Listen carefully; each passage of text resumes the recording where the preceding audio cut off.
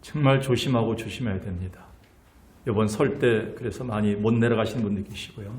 자식들이 올라오지 말라고 하신 분들이 많이 생긴 것 같습니다. 우리가 이럴 때일수록 더욱더 조심해서 여러분 자신을 지켜나갔으면 하는 생각이 듭니다. 그래서 요즘 혼자 계신 분들이 많은데 그래서 절대 외롭다는 생각을 갖지 마십시오. 제가 얼마 전에 한번 보게 된 책이 있었는데 마이클 해리스가 썼던 잠시 혼자 있겠습니다라는 책입니다. 홀로 있는 시간을 두려워하지 말라고 이렇게 그 저자는 얘기하면서 독창적이고 새로운 아이디어를 만드는 그리고 불안한 정신을 치유하는 시간을 만들도록 하라 이렇게 조언해주고 있습니다. 그래서 우리 자신을 자유롭게 풀어주는 시간이고 자기를 자기 되게끔 만드는 시간이기 때문에 두려워하지 말라고 이렇게 얘기합니다. 그래서 그런 다음에 다시 모이게 되면 더 나은 이웃이 되는 순간이기 때문에 우리 자신 혼자 있는 걸 두려워하지 말라 이렇게 얘기합니다. 그래서 외로움은 세상과 환경이 주는 것이지만 고독은 내가 창조해 나가는 것이다 이렇게 얘기합니다. 그래서 외로움을 타게 되면 힘듭니다. 자꾸 나이가 들수록 외로운 게 뭐냐면 이 저자가 얘기하기를 마지막 내가 죽을 때 혼자 있을까 봐 마지막 죽음 때 홀로 외로이 죽을까 봐 대부분 사람들이 외로움을 두려워한답니다. 그런데 하나님을 믿는 자들은 절대 혼자가 아니기 때문에 외로운 순간이 아니라 고독을 즐기는 시간, 나도 혼자 있으면서 나를 창조하고 나를 만들고 다른 사람들을 기억하고 기도하고 하나님을 기억할 수 있는 시간을 많이 가져라 이렇게 얘기합니다. 그래서 노년기일수록 이 훈련을 많이 해야 된다. 제가 이 책을 보면서 너무 적절한 책이 아닌가 라는 생각합니다. 그래서 여러분들 혹시 이번에 구정을 보내면서 아무도 오지 않는다 너무 섭섭해하지 마시고요. 잠시 혼자 있겠습니다 라는 이 책을 생각하면서 우리 자신을 생각해보는 시간을 가졌으면 하는 생각이 듭니다. 1975년 지금부터 47년 전에 미국의 경제학자 존 갤브레이스는 불확실성의 시대라는 책을 출간했습니다. 이 책이 나오자마자 큰 파장을 일으켰고 그로 인한 세계 경제와 정치, 문화에 있어서 획기적인 전환점을 가져왔습니다. 저자는 지금의 시대를 불확실성의 시대라 이렇게 칭하면서 너무나 빠르게 변화되는 세상 속에서 어느 누구도 그 미래를 쉬 예측할 수 없다고 했습니다. 즉 앞으로 인공지능 시대가 도래함으로 인해 인간의 직업과 기업들이 도태될 것이고 네트워크 사업의 발전으로 인해서 전 세계가 급속하게 가까워지기 때문에 어떤 일이 어느 곳에 일어날지를 아무도 예측할 수 없는 불확실한 세상이 올 수 있다 이렇게 얘기했습니다. 이 책이 47년 전에 쓰여졌다 할 정도로 우리는 너무 놀라움을 금할 수 없습니다. 얼마나 정확한 이 시대를 향한 내다보는 그런 책이었을까요? 사실 우리는 지금 우리가 사는 세상은 불확실한 세상입니다. 누가 광주광역시 서구 화정동의 H 아파트가 2022년 1월 11일 오후 3시 57분에 붕괴된다고 예측한 사람이 있었나요? 누가 2020년 1월부터 2022년 지금에 이르기까지 코로나 바이러스로 인해 인류가 마스크를 쓰고 다니고 그로 인한 수많은 고통을 안겨줄 거라고 예측한 사람이 있었나요? 우리가 잘 아는 스티브 잡스라는 사람이 있습니다. 이제 고인이 됐는데요. 그는 우리 시대의 최고 영웅으로 불렸던 자로 남들이 보지 못하는 미래를 내다보았고 그 길을 걸었습니다. 그래서 애플이라는 퍼스널 컴퓨터를 만들어서 컴퓨터 시대에 새로운 이정표를 세운 사람입니다. 사실 인류에게 스마트폰을 선사한 사람이라고 할 수 있습니다. 이 시대 최고의 성공을 이룬 자 아니겠습니까? 그러나 안타깝게도 그는 자기 몸에 퍼져나가고 있는 희귀암을 예측하지 못했고 결국 2004년에 췌장암 수술, 2009년 간 이식 수술까지 했지만 2011년 56세의 창창한 나이로 수많은 재산을 남긴 채 떠나고 말았습니다. 정작 그는 우리 시대의 앞을 내다보긴 했지만 자신이 맞게 될 미래, 마지막 날은 예측할 수가 없었습니다.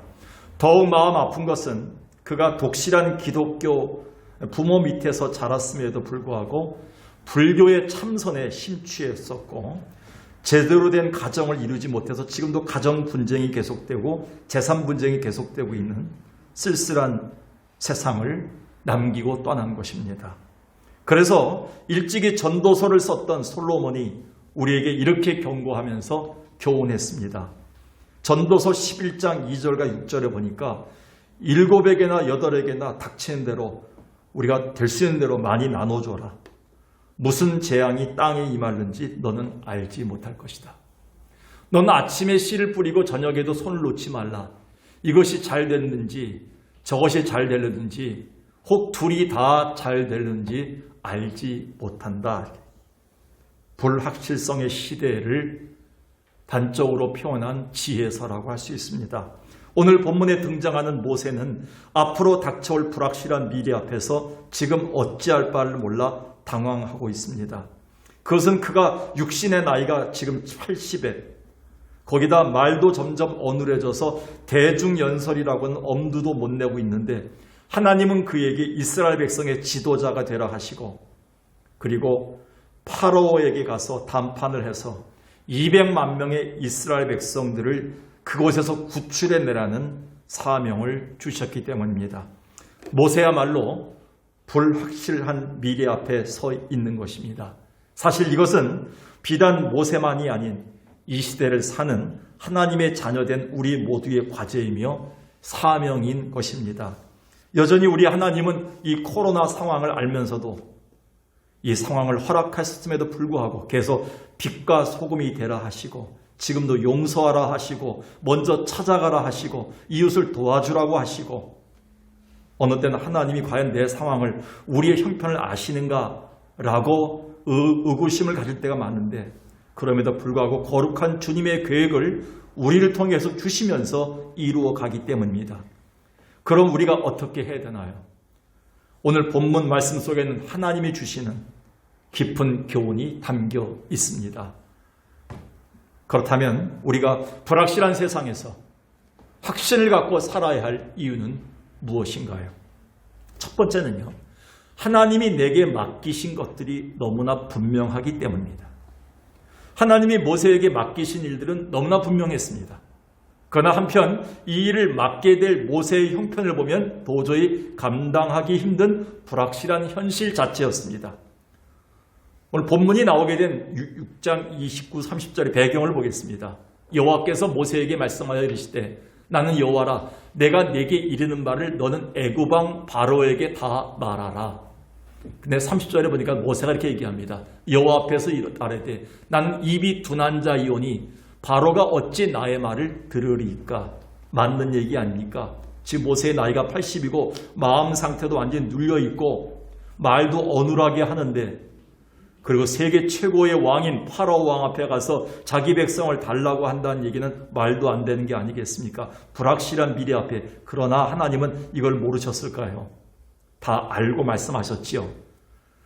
한치의 오차도 없으신 하나님의 계획과 일 앞에는 그 어떤 환경이나 형편의 핑계는 전혀 문제되지 않습니다. 다만 우리의 모든 것이 불분명하고 불확실하다 할지라도 하나님이 내게 분명하게 말씀하시고 그것에 대해서 우리가 확실히 순종하는 바로 그 순간이 하나님의 일의 시작이며 하나님의 때인 것입니다. 그래서 허드슨 테일러 선교사는 이렇게 얘기했습니다. 하나님이 그 사람이 해야 할 일을 계획하시거나 준비하시지 않고 그 사람을 구원한 이에는 그 어느 경우도 없다. 다시 말해서 여러분이 험한 세상을 살면서 숱한 수술과 사건과 사고를 경험했고요. 많은 아픔 가운데 있었지만 그러나 그 가운데서 극복해내서 여기까지 온 것에는 하나님의 손길이 있다면 반드시 하나님은 확실한 어떤 사명을 우리에게 주시기 위해서 부르신 것이다. 이렇게 얘기한 것이죠. 하나님이 분명한 목적을 갖고 우리를 하나님께서 분명한 계획을 갖고 우리를 갖다 인도하신 것이지 하나님의 계획과 목적 없이 우리를 부르신 일은 없다는 것입니다. 얼마나 정확한 지적입니까? 사실 하나님이 바울을 부르실 때도 그 어느 조건이나 환경은 맞지 않았습니다. 불확실했습니다. 사도행전 9장 13절에 보면 아나니아가 이렇게 변명합니다. 내가 찾아가야 될 사울이라는 청년은 기독교를 핍박하고 예수 믿는 사람들을 잡아다 죽이는 악독 높은 그런 사람입니다. 어떻게 가겠습니까? 불확실한 미래, 형편에 대해서 얘기합니다. 그때 이렇게 얘기합니다. 예수님이 가라. 이 사람은 내 이름을 이방인과 임금들과 이스라엘 자손들에게 전하기 위하여 택한 나의 그릇이다. 얼마나 정확합니까? 하나님이 우리에게 명령을 내리시고 우리에게 어떤 일을 맡기실 때 하나님은 정확하게 누구에게 어떤 대상에게 어떤 일을 해야 될지를 분명히 우리 상황에 맞게 하나님 허락해 주신 분입니다. 이 분명한 확실한 사명을 아나니에게 주지시켜 주는 것이죠. 그때 떠나게 된 거죠. 이렇게 하나님의 부르심과 목적에는 그 계획은 정확합니다. 분명합니다. 염동건 목사님이 있습니다. 그분이 쓰신 사명이 있는 자는 죽지 않는다 라는 책이 바로 이런 경우의 책이 아닌가요? 저자는 치명적인 뇌질환과 심장질환으로 거의 소생할 가망이 없었는데 2번에 이르는 죽음의 문턱에서 살아납니다. 하나님의 기적과 은혜를 체험하게 되죠. 그날부터 그는 하나님이 그에게 주신 재능이 무엇인가 생각하다가 글을 통한 선교다, 문서 선교다 생각하고 신학교를 가서 목사가 됩니다. 그리고 고통 중에 있는 사람들에게 글을 써갖고 많은 문서를 만들어서 그들에게 소명을 다합니다.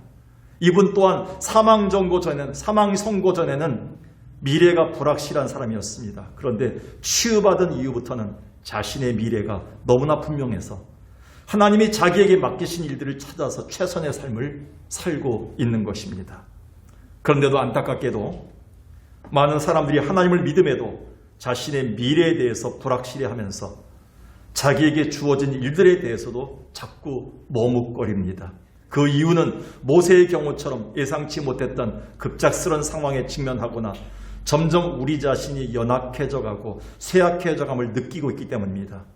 앞서 우리가 보았던 바울 역시 그랬던 사람입니다. 그 역시 죄인의 몸으로 로마로 압송되어 가는 도중에 죽음의 큰 풍랑을 만났고 또 거기서 겨우 생존해서 살아나게 된 멜리데 섬에서 하필이면 단 한 사람, 이 바로 바울에게 맹독성 독사가 접근해서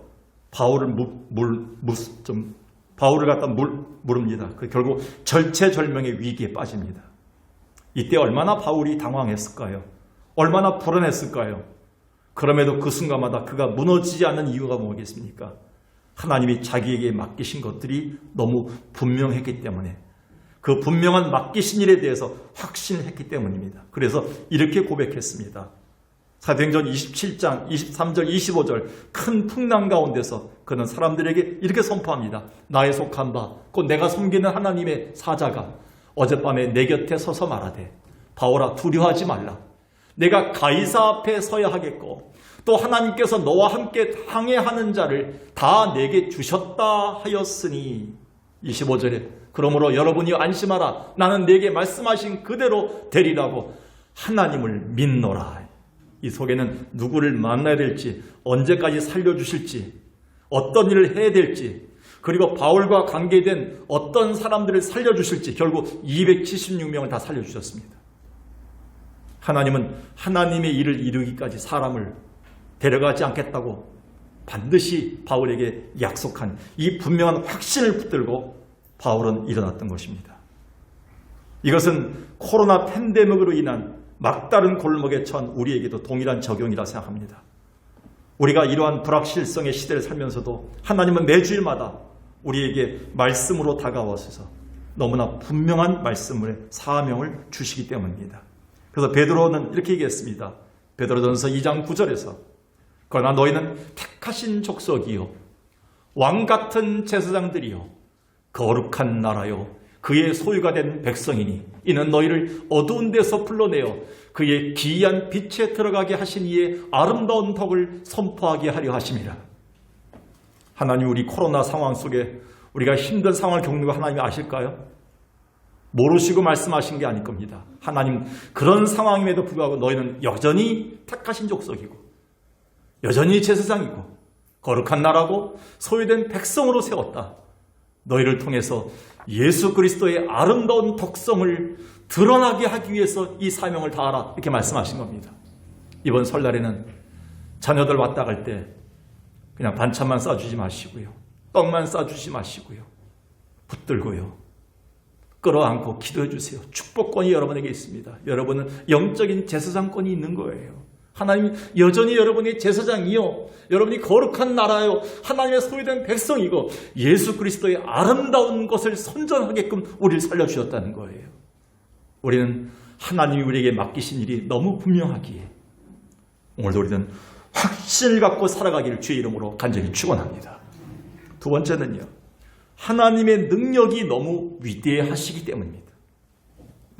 앞에 3장을 보면 모세는 처음 하나님의 부르심에 주저했습니다. 그 이유는 하나님에 대한 불확실함이 있었기 때문에, 그리고 모세 자신의 능력에 대한 의구심이 있었기 때문에, 그래서 이렇게 얘기합니다. 출애굽기 3장 10절, 이제 내가 너를 바로에게 보내어 너에게 내 백성 이스라엘 자손을 애굽에서 인도해 내게 하리라. 이렇게 얘기하니까 모세가 하나님께 아뢰되 내가 누굽니까? 내가 누군데 나이 80에 세계 최고의 왕인 파라오한테 가서 담판해서 내 백성 200몇 명을 어떻게 데려올 수 있겠습니까? 라고 묻습니다. 자기 자신의 능력에 대한 불안함이 있는 거예요. 그리고 모세가 이렇게 얘기합니다. 하나님께 아뢰되 내가 이스라엘 자손에 가서 이를 때 이스라엘 자손들이 나한테 너를 보낸 하나님이 어떤 분이냐? 이렇게 물어보면 내가 어떻게 이야기하겠습니까? 하나님의 능력, 하나님의 그 힘을 의심한 거예요. 순간적으로요. 의구심이 생기는 것입니다. 이건 우리 모두의 생각일 수 있습니다. 사실 부끄럽지만 저도 목회자지만 가끔은 기도하러 올라가서 기도하다 보면 하나님 진짜 이 기도를 듣고 계시나요? 하나님 살아계시나요? 하나님 혹시 안 계신 거 아닌가요? 하나님 이 기도가 진짜 상달되고 있나요? 이 목회를 제대로 하고 있나요, 제가? 여러 번 주저앉을 때가 많습니다. 모세처럼 이 기도를 드릴 때가 많아요. 하나님 능력 보여주세요. 하나님이 살아계시다면 우리 가정에, 내 삶에, 저 권사님에게 이 능력을 보여주세요. 하나님을 믿으면서도 내가 불확실할 때가 많아요. 우리가 하나님의 능력을 의심하거나 내가 점점 약해져갈 때 내 능력을 의심할 때 항상 우리는 이 의구심이 생겨요. 우리는 모세만의 문제가 아니라 우리 모두의 생각일 수 있습니다. 그런데 이에 대한 하나님의 대답은 너무 분명합니다. 모세가 생각한 것보다 훨씬 크신 하나님을 보여주시면서 이 하나님의 능력을 모세도 체험하게 합니다. 그게 출애굽기 4장입니다. 4장 3절 위에 보니까 모세에게 이르시되 그것의 지팡이를 땅에 던지라 하시매 그 땅에 던지니 그것이 뱀이 된지라. 그 다음이 문제인 거예요. 뱀의 꼬리를 잡으라. 여러분 뱀을 잡을 때요 머리를 잡아야 됩니다. 그런데 뱀의 꼬리를 잡으면요 순간적으로 어떻게 또 물을지 모릅니다. 그런데 뱀의 꼬리를 잡으면 하나님 명령대로 잡으니까요 다시 그게 지팡이가 돼버립니다. 그리고 이렇게 얘기합니다. 너희 백성들이 내가 누구냐고 물으면 이렇게 얘기하라. 아브라함의 하나님, 이삭의 하나님, 야곱의 하나님, 이스라엘 대대로 역사하셨던 살아계신 수많은 세월 동안에 너희 백성들을 끝까지 인도해내신 신실하신 전능하신 하나님, 능력의 하나님을 분명히 선포하라. 얘기합니다. 당시 이집트에서는요 뱀이 왕권의 상징이자 파라오 자체입니다. 그것을 모세가 직접 하나님이 부여한 말씀의 능력으로 휘어잡으면서 무력화시킨 것은 하나님의 능력에 대한 확신을 그에게 보여주신 겁니다. 그리고 그와 동시에 한 번도 떠나지 않으신 언약의 신실하신 하나님, 전능하신 하나님을 그에게 확신시켜 주신 장면입니다. 명심하십시오. 우리를 부르신 하나님은 바로 모세와 함께 하셨던 살아계시고 큰 능력으로 역사하신 하나님이십니다. 오늘 우리가 이 위대한 능력의 하나님을 확신할 때만이 승리의 발걸음을 내디울 수 있습니다. 오늘 본문 7장에 와서도 모세는 또 한 번 자신의 연약함을 들어서 변명합니다. 그럼에도 자비의 하나님은 모세를 내치지 아니하고 아주 친절하게 하나님의 능력에 대한 확신을 또다시 주십니다. 출애굽기 1장 2절 또 4절 보겠습니다. 여호와께서 모세에게 이르시되 볼지어다 내가 너를 바로에게 신같이 되게 하였은즉 내 형 아론은 내 대언자가 되리니. 여러분 하나님이 신이신데 하나님이 신적인 능력, 우리는 하나님의 아들이기 때문에 하나님의 자녀이기 때문에 하나님의 신적인 능력을 우리에도 주셨다는 거예요. 여러분 그냥 집사가 아니에요. 그냥 권사가 아니에요. 그냥 장로가 아니에요. 하나님의 신적인 능력이 와 있는 집사인 것을 기억하시기 바라겠어요. 우리가 기도할 때, 우리가 나와 선포할 때 하나님의 신적인 능력을 반드시 주겠다고 하나님이 하신 능력을 부여했다고 말씀하신 거예요. 하나님의 부르심과 하나님의 계획과 하나님의 능력은 같이 갑니다. 그거를 신뢰하고 믿지 못한 우리의 문제일 수 있습니다. 우리는 이걸 기억해야 됩니다. 그리고 이렇게 얘기합니다. 내 군대, 내 백성, 그들을 구원하기 위해서 내가 애굽에 내 손을 뻗쳐서 저들을 심판하고 반드시 이끌어내겠다 이렇게 얘기합니다. 그래서 비록 연약한 80대 노인 모세일지라도 이 능력에 대한 확신으로 바로 앞에 나가 마치 신처럼 하나님의 능력을 발휘할 수 있었던 겁니다. 이제 우리가 이 불확실성의 세상에서 그렇게 살 차례가 아닐까요? 그래서 시편 기자는 시편 82편에서 이렇게 얘기합니다. 6절에서 내가 말하기를 너희는 신들이며 다 지존자의 아들들이다. 여러분 우리가 제우스의 아들입니까? 여러분 우리가 태양신의 아들입니까? 우리 그 정도가 아니에요. 그건 신화가 아니에요.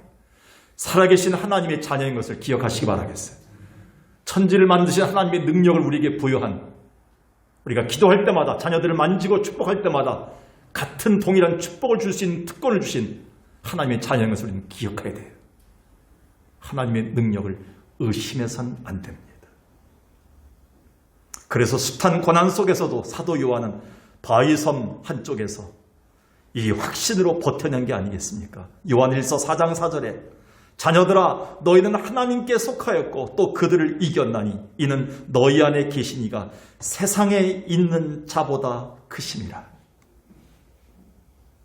여러분 세상에 있는 자 마귀가 얼마나 큽니까?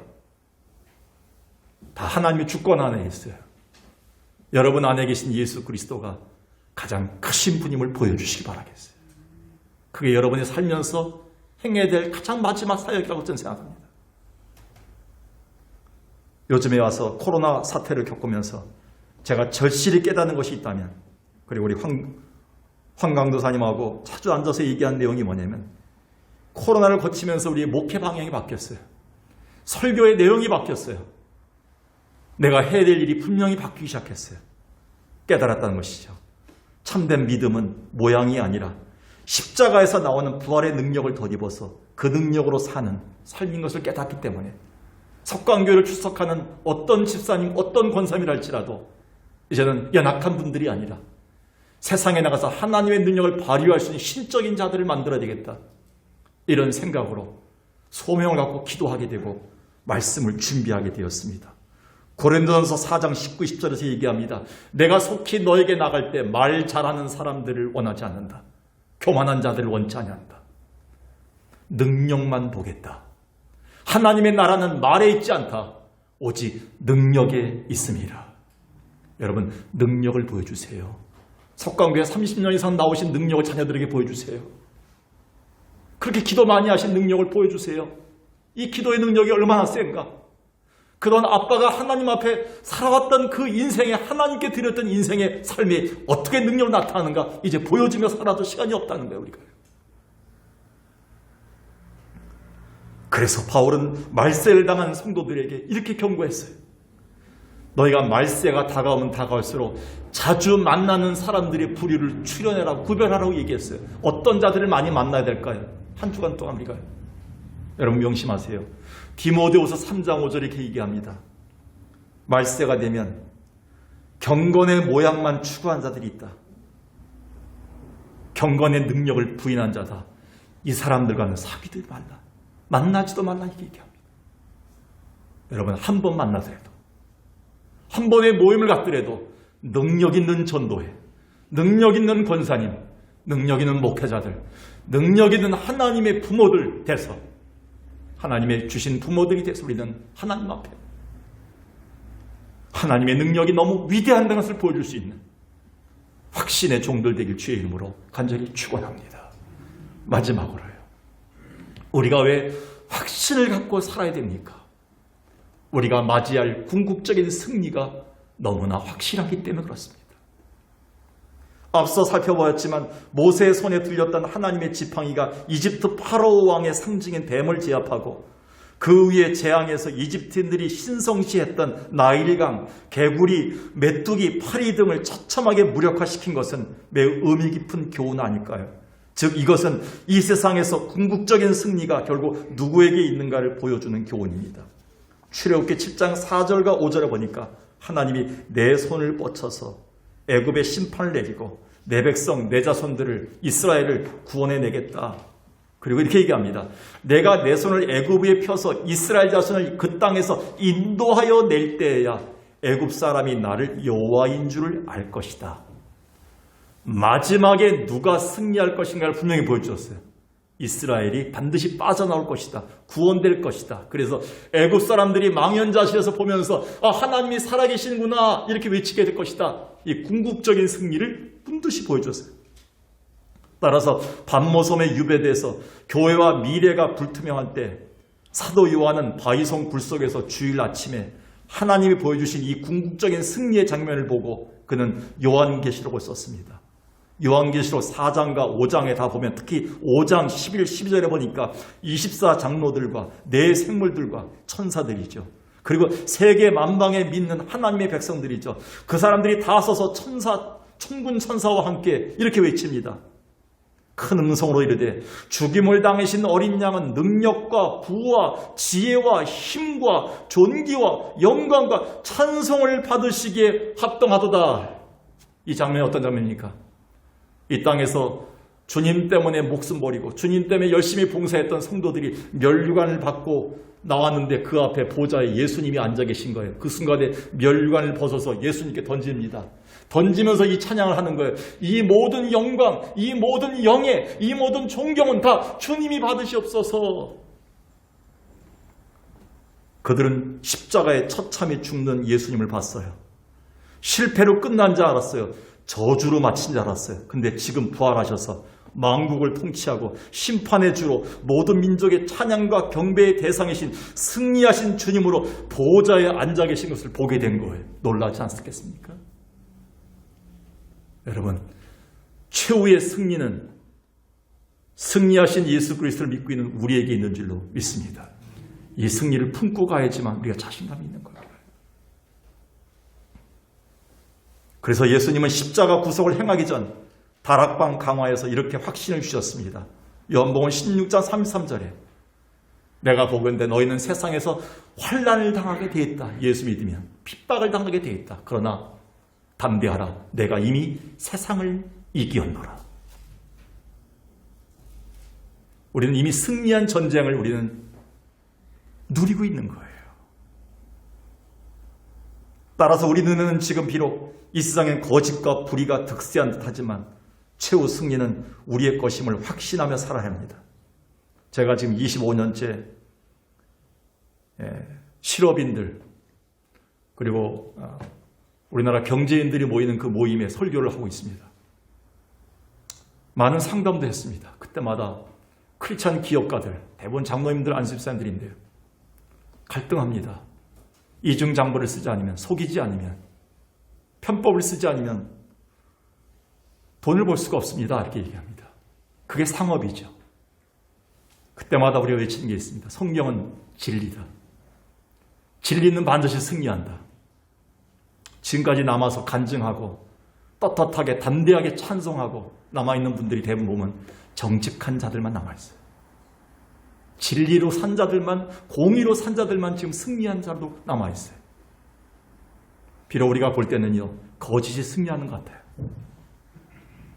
여러분, 코로나 바이러스 우리를 넘지 못합니다.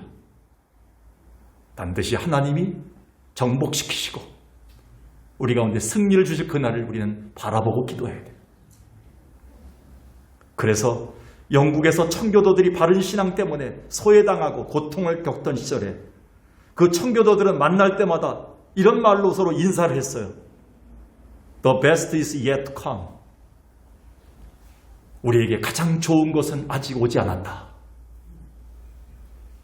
이 말로 서로 위로했습니다. 결국 그들은 이 소망을 가지고 끝까지 하나님이 좋은 것을 주실 것을 소망했던 청교도들은 하나님은 저들의 믿음을 보시고 북아메리카를 준비해 주셨습니다. 그것에 이주해서 자기들은 신앙의 자유를 지키기 시작했어요. 교회를 지키기 시작했어요. 바로 이 하나님은 지금도 살아계셔서 우리에게 동일한 소망을 주고 계십니다. 따라서 당장 우리 앞에 놓인 코로나 상황 능히 극복해 가실 분도 하나님이시고요. 우리에게 궁극적인 승리를 주실 분도 하나님이십니다. 이 확신으로 살아가는 것이 크리스찬의 저력입니다. 여러분에게 묻습니다. 여러분은 지금 하나님을 믿는 자들에게 주실 궁극적 승리에 대한 분명한 확신을 갖고 있나요? 이 확신으로 잘 버텨내고 이겨나가고 있나요? 오늘 하나님이 주실 궁극적 승리가 너무 분명하기 때문에 확신으로 살길 주의 이름으로 축원합니다. 우리는 지금 야심차게 새해를 시작했지만 구정이 오기까지 한 달여 지내는 동안 여전히 우리에게는 분명치 않은 불확실한 미래 때문에 우리는 두려움 가운데 살고 있다고 해도 과언이 아닙니다. 그래서 말씀 앞에 자주 머뭇거립니다. 그리고 코로나 시대인데 우리가 뭘 하겠는가? 우리는 주저합니다. 그래도 우리가 확신을 가지고 2월을 시작해야 될 이유가 있습니다. 그 이유는 뭡니까? 하나님 우리에게 맡기신 것들이 너무 분명하기 때문입니다. 하나님의 능력이 너무 위대하기 때문입니다. 우리가 맞이할 궁극적인 승리가 너무나 확실하게 보여지기 때문입니다. 오늘 불확실한 세상에서도 확신으로 살아가기를, 그리고 확신의 발걸음으로 나아가기를 주의 이름으로 간절히 축원합니다. 살아계신 아버지 하나님,